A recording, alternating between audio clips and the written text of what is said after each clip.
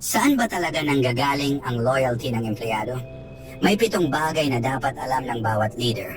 Ang unang pundasyon ay kompensasyon. Ang sahod ang pinakasimpleng paraan para pamahalaan ang empleyado. Ang suporta ng leader ay nagbibigay lakas ng loob.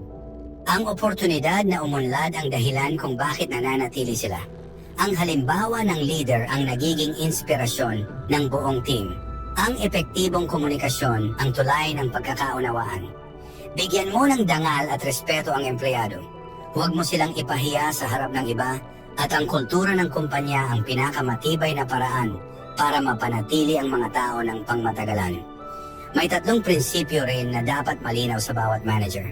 Pumapasok ang empleyado sa kumpanya dahil sa 2 dahilan lang. Una, para kumita. Pangalawa, para mag-develop ng sarili. Umalis sila dahil sa 2 dahilan din, walang future o hindi na sila masaya. At nagsusumikap sila dahil sa 2 bagay. Isang mahusay na leader at maayos na benepisyo. Kung isa kang leader at pakiramdam mo ay hirap ka ng pamahalaan ng team, kung ang mga tao mo ay gawa-gawa lang ang trabaho, kung lagi kang pagod sa pag-manage, pag-motivate at paghawak ng tao, kung hirap kang mag-recruit, mag-develop at mag-retain ng empleyado, ang problemang yan ay hindi nasa kanila, nasa sistema at paraan ng pamumuno mo. Kung paano ka talaga namumuno.